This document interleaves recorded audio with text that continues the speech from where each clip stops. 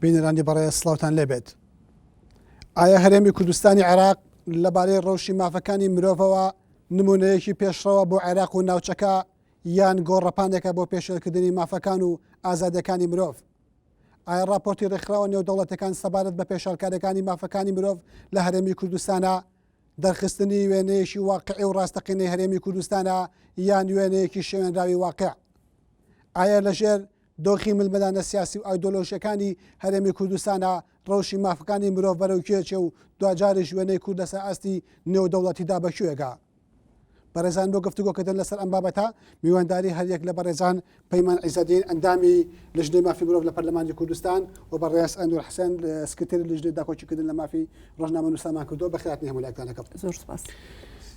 پەیمان خان سەرەتا لە بەڕێزەوە دەست پێ یەکەم کە لە چەند ساڵی ڕابردوو لە 20 ساڵی ڕابردووی ئەزمموی حکومڕانی هەرێمی کوردستان و تا ئەم لە حەزێشی لەگەڵا بێ بەردەوام کار لەسەر تێزێک کراوە کە واقعی هەرێمی کوردستان و ڕەوشی مافەکانی مرۆڤ و ئازادەکانی پێخوێنراوەتەوە. ئەوش ئەوەیە کە هەرێمی کوردستان نمونەیەکی پێشڕەوە بۆ عێراق نمونەیەکی پێشڕەوە لە ڕۆژهەڵاتی ناوەڕاستە لە ڕووی پاراستنی ئازادیەکان و مافەکانی مرۆڤەوە. ئێمە لەم دوانە لە بەردەم کۆمەڵێک ڕووداوی تازە و لە بەردەم کۆمەڵێک راپۆرتی تازەی ڕێکخراوە جیهانیەکانین. تا چەند ئەتوانین بڵێن ئەم تێزە تێزێکی ڕاستە واکرێ باوەڕی پێ بکەین واکرێ بیخوێنینەوە واگەر ناکرێ چۆن؟ بەڵێ لە ڕاستیە ئەم قسەیە دەقا و دەقوەکو ئەوەیە کە ئێمە بڵین بە بەراورد بە ژیانی ژنانی ئەفغانستان ژنانی کورد هەموو مافەکانیان پارێزراوە یاخۆت ئەگەر ئێمە دقیقەن سەیری بکەین ئەم مەسەلەیە مەسلەی مافی مرۆڤ مەسلەیەک نییە وەکو بابەتی هەژاری لەسەر ئەو مەقولەیە ئیش بکەین کە بڵین ئەبێ بە دائیمی سەیری خوار خۆت بکەی. مەسلەی مافی مرۆڤ مەسلەیەکە پەیوەندی بە کۆمەڵێک بنەما کۆمەڵێک یاسا و بنەمای یاسایی و ڕێکەوتنامەی نێودەوڵەتیەوە هەیە کە ئەبێتۆ لەسەر ئەساسی ئەو ڕێکەوتنامانە و ئەو مادە یاسایانە قیاس بۆ ئەوە بکەی کە لەو فەزایی تویتیا ئەژیت چەندێک مافەکانی مرۆڤ بەپێی ئەو بنەمایانە پارێزراوە چونکە هەر بۆ خۆی ئەگەر ئێمە بگەڕێنەوە سەر ئەو قسەیە یا ئەو بیرروڕایە کە ئێمە بەراوردی مافەکانی مرۆڤ لە هەرێمی کوردستانە بە عێراق بکەین ئەمە بۆ خۆی بەڵگەی 100% ئاعترافکردنی غیر مباشری دەسەڵاتی ئیداری و سیاسی هەرێمی کوردستانە بە پێشێلکردنی مافەکانی مرۆڤ چونکە خراپترین بوقعی جغرافیان لە ناو با بڵێن خۆرهەڵاتی ناوەڕاستە بینیۆتەوە کە نزیکترینیانە لە ئێمەوە کە عێراقێکی کە بۆ خۆمان ئەزانین لە پێکاتەیەکی کۆمەڵایەتی ئاینی مەزهەبی جیاجیا کە شتێک نیەتیایە ناوی مافی مرۆڤ بێ کاتێک کە تۆ قیاسی هەرێمی کوردستان ئەەکەی وە دڵخۆشی هاوڵاتیان تو خەڵکی دەرەوەی پێئیتەوە کە تۆ مقارنەتەن بەم بوقع جغرافیە مافەکان پێشڕەوی لە پاراستنی مافەکانی مرۆڤ ئەمە بۆ خۆی ئاعترافکردنی دەسەڵاتی کوردیە بەوەی کە لە هەرێمی کوردستانە شتێک نییە ناوی مافی مرۆڤ بێت چکە کەوتوینەتە مقارنە لەگەڵ عێراقا بۆیە ئەگەر پەیمان خان مقارنەی بکەین بە جگە لە عێراقیش بە وڵاتانی دراوسێ بە نمونە مقارنەیەکەین بە سووریا مقارنەیەکەین بە ئەردەن مقارنەیەکەین بە کۆمەڵێک وڵاتی دراوسێ بە ئێران هەستن پێتوانیە ڕۆژی مافەکانی مرۆڤ لە هەرێمی کوردستان لە دۆخی ئەم وڵاتانی ڕۆژهەڵاتی ناوەڕاست بە شێوەیەکی گشتی باشترە؟ نانەخێر من پێم وانە خۆی ئەمە کێشەکە لەمەیە تۆ بەراوردی بکەی بە هەر شوێنێک ئێمە بۆ خۆمان ئەزانین لە ناو ئەنزیمەی سیاسی عەرەبی و دەوروبەرە لەم خۆرهەڵاتەیە ئێمە بۆ خۆمان ئەزانین مەفاهیمی مافەکانی مرۆڤ چۆن یەت و چۆن ئەڕوا و چۆن ئیشی لەسەر ئەکرێەوە چۆن ئەپێورێت زۆربەی زۆری ئەو وڵاتانی کە جەنابەت باسە کرد پابەندە بوون بە بەشێکی زۆر لە ڕێکەوتنامە نێودەوڵەتیەکانەوە کە ئیشارە بە مافەکانی مرۆڤ ئەیتر لە مەجای ژنا نابێ مناڵا نابێ هەر مەجالێکی ترابێ ئەمە بۆ خۆی ئیمزانەکردن یا پابند نەبوون بەو ڕێکەوتن نامانەوە بەڵگەیە یا با بڵێن دانانێکی سەریحە بەوەی کە ئەمان ناتوانن پاراستنی مافەکانی مرۆڤ بەپێی ئەو بنەما سەرەکیانەی مافی مرۆڤ کە ئەتیفاقی نێودەوڵەتی لەسەرکراوە ئەمان ناتوانن پابند بن بەوانەوە. بۆیە من پێم وایە ئەوەی کە ئەگەر اختیلافێک هەبێ لە نێوان ئێمە و عێراقا یاخود وڵاتانی ترا من پێم وابێ اختلافە کللتوریەکەیە کە پەیوەندی بە دەسەڵاتی حکومڕانی ئەم وڵاتەوە نییە بەقەدەر ئەوەی کە پەیوەندی بە اختلافی کللتوری اختلافی ئاینیەوە هەیە لە نێوان کورد و عەرەب یاخود کورد و تورک یاخود کورد و فارسە. زۆر سپاس. کاک ئەنوەر پەیمان خان باسی لەوە کرد کە ئەو بۆچوونەی کە وێنەی هەرێمی کوردستان ئەکێشەیە وەکو نمونەیەکی پێشڕەو لەبارەی مافی مرۆڤ و ئازادیەکانەوە لەوێەوە سەرچاوەگەرێک کە لە بنەڕەتە بەراورد دەکرێت بە دۆخی خراپترین وڵاتەکانی دنیا لەوانە عێراق ئەفغانستان کۆمەڵێک وڵاتی دنیا نەک بەراورد بکرێت بە پێوەرە جیهانی ستاندارەکانی مافەکانی مرۆڤ وەکو جەڕنامەی گەدونی مافەکانی مرۆڤ یا ئەو یاسا ڕێکەوتنانەی لە نێتەوە یەکگرتوەکان سەبارەت بە ڕۆژی مافەکانی مرۆڤ هەیە. زانی یەکەم بەراوردکردنی هەرێمی کوردستان بە عێراق لەوە سەرچاوە ناگرێت کە ئێمە خراپترین وڵاتی دنیامان هەڵبژاردەوەی بەڕاستی کە بەراوردی بکەین لەوە سەرچاوەگرێک هەرێمی کوردستان بەشێکە لە عێراق وەکو وتیشم خازە یعنی سیاست و سەروەری و یاساکانی عێراق لە زۆر حاڵەتە ئەمە یەک دووهەم تا ئێستا حکوومەتی هەرێمی کوردستان لە زۆر مەسائلی سیاسیە پابندە بە سیاسەتی حکوومەتی عێراقیەوە و ئەوەی کە پەیمانخانە لە ڕاستە یعنی ئەو پێوەەر و پلەبەندیانەی کە ڕێکخراوەنی و دەوڵەتەکان بۆ مافی مرۆڤ و بۆ ئازادی و بۆ کاری سیاسی دایانناوە منش تاکیدیەوەکەم کە حکوومەتی هەرێمی کوردستان حکوومەتی عێراقیش نەیانتوانیوە 100% ئەمانە جێبەجێ بکەن لەبەرەوەی یەکەم بەڕاستی لێرە من نامێت دیسان بڵێم ئەزمونە تازەیە بەڵام ئێمە تەجربەیەکی باشمان نییە لەگەڵ ئەم مەسلەیە کە زۆر گرنگە ئێستا بۆ بە ئەولەوێتی ئیش و کاری وڵاتانی دنیا و لە هەر شوێنێکە کە قسە لەسەر دیموکراسی کرێ بە قسە لەسەر ئازادی بکرێ قسە لەسەر مافی مرۆڤ و قسە لەسەر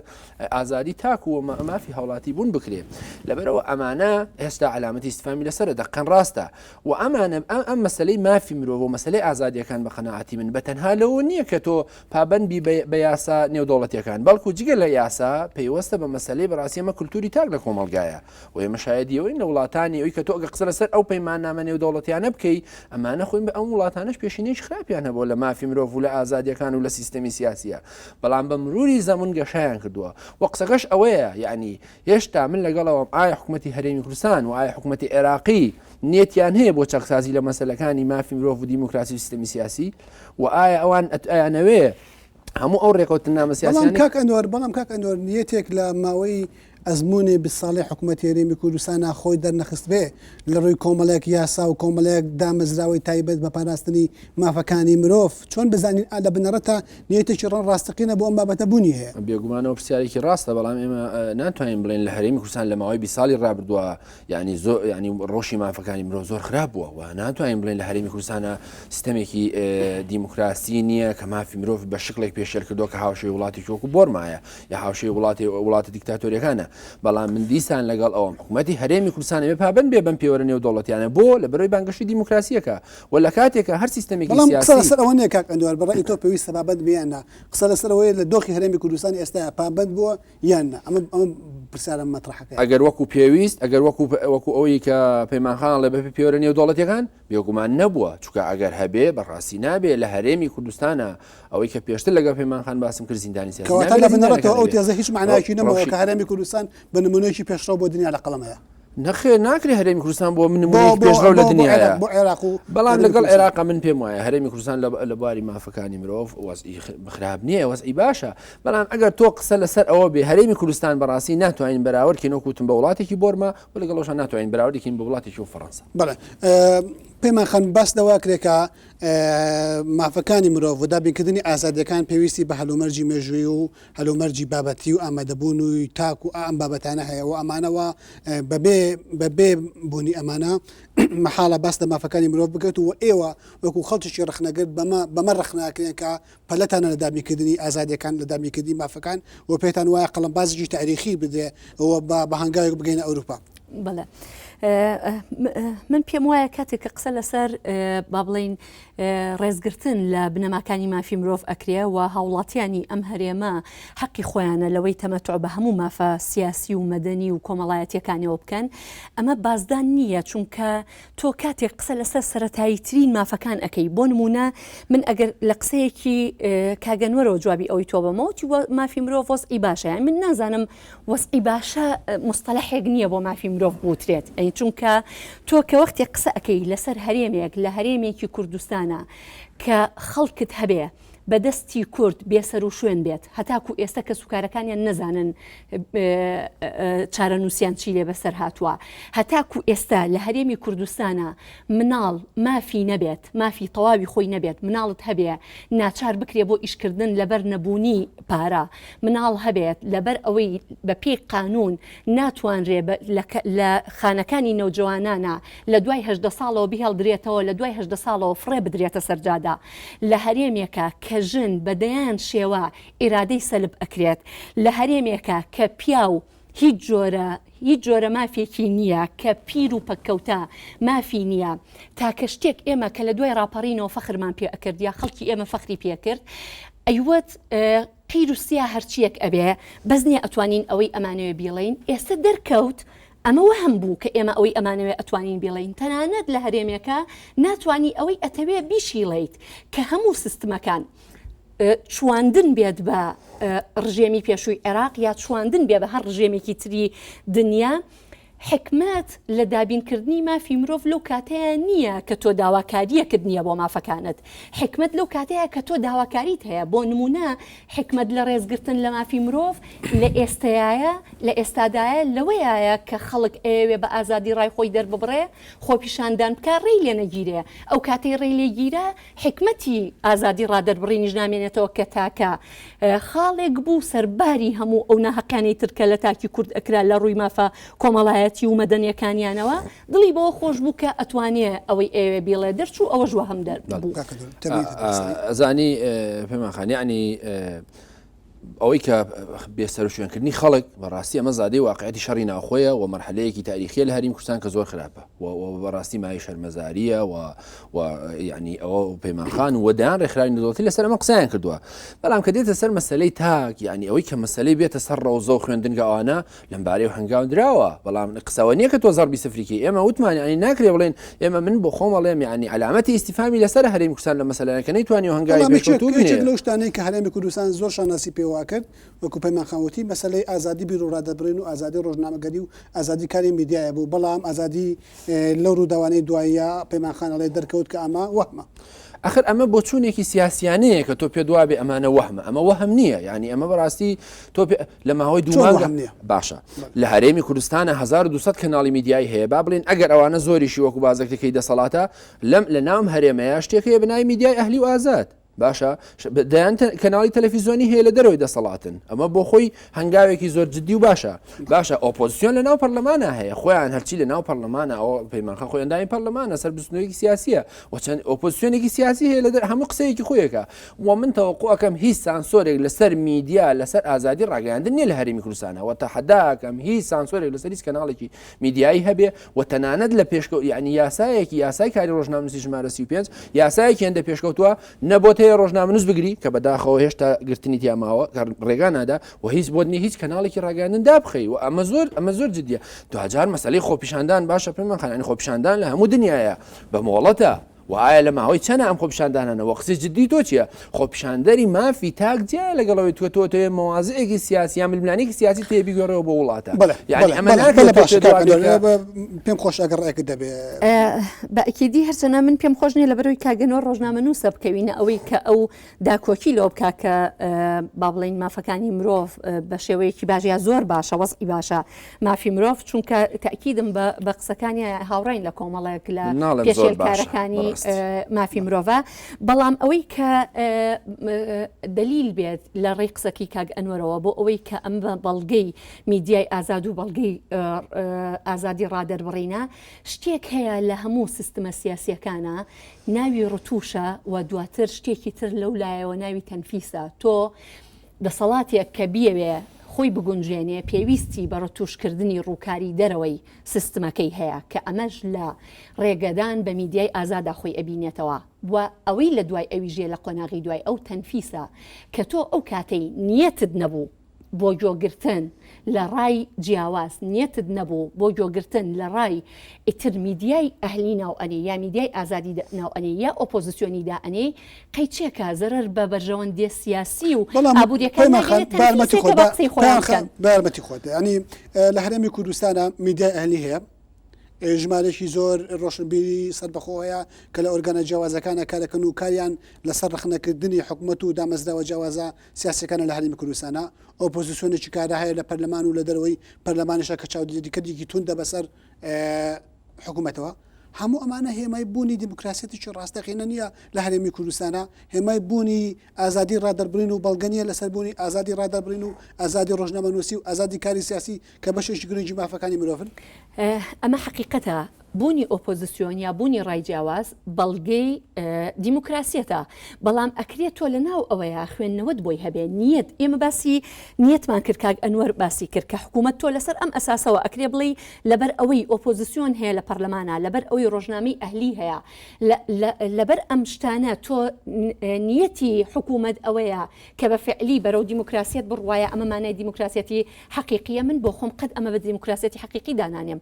لەبەر ئەوەی لە ئەساسا مامەڵەکردن لەگەڵ ئەم ڕاجیاوازانەیە یعنی لە کوردستانە ئیرادێکی سیاسی ڕاستەقینە بۆ پاراستی مافەکانی تۆ پێت وایە ئیرادێکی سیاسی ڕاستەقینە لە ناو کوردانیە لە ناو سەکرداتی سیاسی کورد و حکوومەت هێرێمانیە بۆ پاراستنی مافەکانی مرۆڤ بۆ پاراستنی ئەوەی کە پێوەتە سەروەری حکوومەت هێرەم لە بواری مەسەلە دیموکراسیەکانە ئەزانی یەکەم جارە لەسەر قسەی پەیمانخان لە سیستەمی دیموکراسیە میدیا ناتوانێت ڕتوشکرێ لە سیستەمێکی سیاسی دیموکراسی ئەمە سیستەمە تۆتالیتار و دیکتاتۆرەکانن دێن ڕۆژنامەیەک دەرەکەن بە ناویەوەی کە ئەمە لە ژێرەوە بەڵام میدیای ئەهلی ناکرێ ئەم تۆمەتی بخینە پاڵ کە ڕتوشە ئەنەما ینی دەسەڵات لە پشتێتی یان بە هەر شێوەیەک دەسەڵات بۆ هەڵخەڵەتاندنی خەڵک نەخێت میدیای ئەهلی میدیایەکی واقعیە و جەماوەریە و بێلایەنە و ڕاستە ڕەخنەی لەسەرە بەڵام بێلایەنە دوایەوە مەسەلەی ینی دیموکراسیەتی هەرێمی کوردستان ناکرێ بە ینی من ئەڵێم دیموکراسی لە هەرێمی کوردستانە علامەتی ئیسفامی لەسرە بەڵام نەگۆکەوەی پەیمانخان نەخێر نییە بەڵە ئیرادێ مەسلەی لەوە دەرچۆکە دەسەڵاتی سیاسی کوردی یا سەرکرداتی سیاسی کورد ئیرادەی هەبێ بۆی سیستەمێکی دیموکراسی بنیاد بنێ چۆن یعنی مەراحلی زەمەنی و ئەو ڕووداوە سیاسیانەی کە بینین لە باکووری ئەفریقا و خۆرهەڵاتی ناوەڕاست مەجالی ئەوە نادا بۆی سیستەمێکی سیاسی کە بەرەو تۆتالیتار و دیکتاتۆریەت بڕوا یان بەرەو ئەوی کە ینی ڕێگا بە ئۆپۆزیسیۆن نادا بە میدیای بەڵام کاک ئەنوەر لە هەرێمی کوردستانە ئێمە بینیمان کەناڵەکانی میدیا ئەسووتێنرێن بینیمان سەرنووسەرانی ڕۆژنامە ئەهلەکان بە خراپترین شێو ئادرێنە دادگا و هەڕەشیان لێکرێ بینیمان بەشێکیان ئەڕفێنرێ و لیان درێ و کەرامەتیان ئەشکێنرێ چ معنایەک بۆ ئازادی ڕادەبرین هەیە لە دۆخێکی لەم شێوەیە بەڵە ڕاستە کەناڵی بۆ نە کەناڵی نالیاس و تاوە و ئەوانە و ڕادیۆی دەنگەوە ئەمانە بەڕاستی ئەمە وەکو پێشتریش وتم ئەمە بەشێکە لەو پێشێلکاریانێکی هەیە ئەمە بەشێکێتی و ئەمە بەڕاستی حکوومەتی هەرێمی کوردستان خاتە ژێر پرسیارەوە ئەنی ویستم قسەیەک بڵێم ئەمانەی کە تۆی لێوە نەگەوەش پێشێلکاری بەرامبەر بە ڕۆژنامە نووسان و بەرامبەر بە مافی مرۆڤ کە یعنی حکوومەتی هەرێمی کوردستان ئەبێ ئەمانە هەموو جواب باتەوە من ناڵم بەڵام ئەکرێ حکوومەتی هەرێمی کوردستان پێ دوای بێ ینی هیچی نەکردووە یا با بڵێن لە وڵاتەیە هیچ نیواز لە حکوومەت بێنە ینی پێ دوای ئازادی نیە پێ دوای هەموو چەمکەکان و هێڵەکانی مافی مرۆڤ هەمووی خراوەت ژێر پرسیارەوە ینی وڵاتێکی تر قابلی دانیشتنیان نیە ینی ئەمانە نییە بەڵێ سووتانی نالیا ینی ئەوەی کە بەڕاستی ئەماکە ئەمە بریتە لە کارێکی ترسنەوەکانەوە بە تایبەتی کە لەژێر وەکووتم هەموو ئەم کارانەی کە ئەکرێ خراپترین شتەکەی ئەوەیە کە لە ناو سیستەمێکی سیاسی کە بانگەشی دیموکراسی بۆ ئەوکەی خراپە ئەنجینا ئێستا بوون منە لە سووریا لەمە ڕاپەڕینەکانی چەند خەڵکە 1200 کەس کوژراوە و خەڵکیش گلەی لێ نییە لەم سیستەمە سیاسیە لە لیبیا لە یەمەنە لە بەعض 1 ملیۆن کەسی کوشتۆ لە چەند ساڵی ڕابردووی حکومیە کەس گلەی نەبووە لەم سیستەمانە قسەکە لەسەرەوەی حکوومەتی هەرێمی کوردستان و دەسەڵاتی سیاسی لە هەرێمی کوردستان وەختێک کە ئیدعا و بانگەشی دیموکراسیەکە ئەوەی کە توتن نابێت کەناڵی لە ناو جەرگەی دەسەڵاتە بسووتێنرێ بەڵام کەواتە ئەم نابێت لە کۆتاییە چیمان پێڵێ ئەمە یەک قسەی جددیە ئەو دەسڵاتی لە هەرێمی کوردستانەیە دەسڵاتێکی نادیموکراتی ئەمە یەک قسەیە ئەوە ویستمەوە بڵێم لە ماوەی ڕابردووە لە هیلاری کلینتۆنیان پرسی بۆ پشتان کردووە لە هاوڕێکانتان کە بە درێژایی چەندین ساڵ پشتیوانیان بوون وتی ئەمە زۆرمان نەسیحەت کردوون بە گویان نەکردوین وابێ حکوومەتی هەرێمی کوردستان بەڕاستی دەسەڵاتی سیاسی کوردی ئەم ڕخنانە بە جددی وەربگرێت کە لەلایەن ڕێکخراوی نێودوڵەتی لەلایەن ئەگەر من لە حەزەکەتە بە لەسەر قسەکانی ئەتوانی بڵێم پرسیارم بۆ نیە ئەتوانی بەر لە وەڵامدانی و پرسیارەکان من لە حەزەی خۆت بڵێ بەڵام من ئەم پرسیارەشت لێ بکەم ئێوە کە باس لە پێشەکانی مافەکانی مرۆڤەکان ڕخنەی ئەوە لە زوبەی چاودێران و لە ئۆپۆزیسیۆن ئەگیرە لە هەرێمی کوردستانەکە بە شێوەیەش عمومیت ئازادی ڕادەربڕین نیە ڕۆژنامە نووسانێکیان یعنی خەڵ ناخەنە سەرپیتەکان و وردەکاری پێویست و بەڵگە و دوکۆمنتی پێویست بە ئەو پێشەکارە بەر بڵاو زەبە لە حی مافی مرۆڤ لە هەرێمی کوردستان باسیەکە ناخەنە ڕوو تۆ چیت لایە